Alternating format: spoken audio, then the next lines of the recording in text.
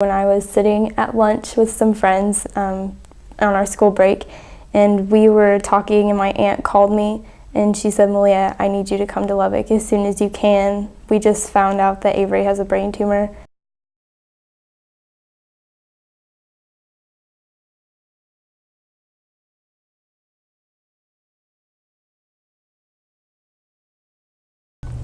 I'm really committed to selling the t-shirts that I sell for Avery because although I know that selling t-shirts isn't going to be able to make what's happened to her go away, I know that by giving her like this money and these donations, it helps her be able to, afford things in her life.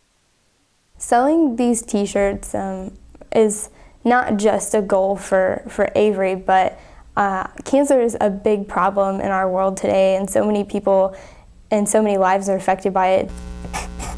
Making the t-shirts is actually a pretty tough process, but I try and do it as much as I can just because it benefits Avery.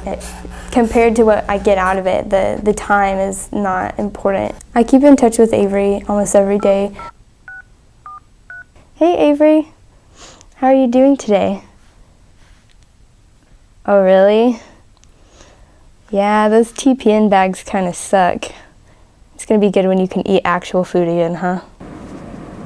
Sometimes it's really hard to balance being able to sell the shirts with really my schoolwork. At the same time, I always have to do orders and cater to my customers, so it makes it hard to be able to go to sleep at a decent hour. But in the end, it's worth it to be able to give back to Avery. So I make care packages for Avery probably about once every week, especially when she's in chemo. I try and send her one as often as I can. She loves owls and things that are religious, so any kind of thing that has Bible verses or things about faith or hope on them, she really enjoys getting. And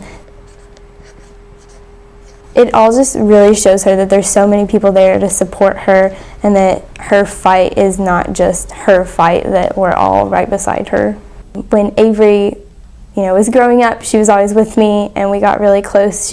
I was an only child, so she was the only sibling that I really had. And after my mom died, Avery and her parents moved out, and I didn't really get to see them as much, so it kind of took a toll on Avery and I's relationship.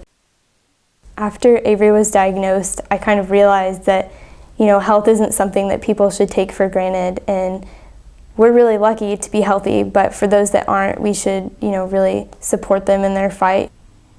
Well, yes, I'll be there for your birthday, for sure. I wouldn't miss your birthday.